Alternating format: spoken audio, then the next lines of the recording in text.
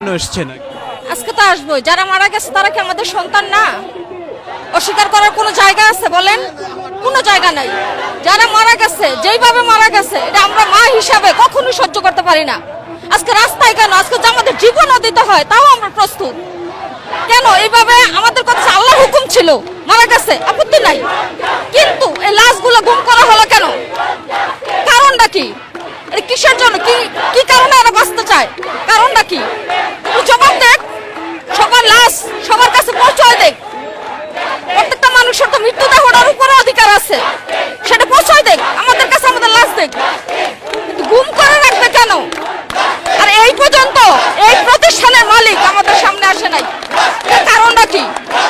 কি আড়াল করতে চায়? আড়ালের কথাগুলো আমাদের সামনে আনুক। অনেকে বলছেন যে এখানে যারা শিক্ষার্থী রয়েছে তাদের অভিভাবকরা সবাই শিক্ষিত, লাশ গুমের কোনো সুযোগ নেই, কি বলবেন? অবশ্যই না, করছে তো। এটা তো আমরা রাতের গভীরে এসে কোনো শিক্ষিত মায়েরা পাহারা দেওয়া সম্ভব না। তো সেইখানে যদি তারা গুম করে ফেলে, আড়াল করে ফেলে, আমাদের কিছু করার থাকে না। এখানে শিক্ষা বা ইয়ার কোনো জায়গা নাই। আমরা কি নিশিরাত্রা এসে এখানে পাহারা দিতে পারবো? আমাদের বাচ্চারা ছিল, তাদের গায়ে হাত তোলা হয়েছে। তো এগুলা করার কারণটা কি? আমরা তো মেনে নিচ্ছি আমাদের নীতি। মেনে নেওয়ার পরে কেন বাচ্চাদের লাশগুলো গুম করা হলো? বাচ্চাদের লাশগুলো কেন আড়াল করা হলো? কেন গণনাতে এত ভুল হইলো? মিডিয়ার লোকেরা বা কেন এত ভুল তথ্য দিল?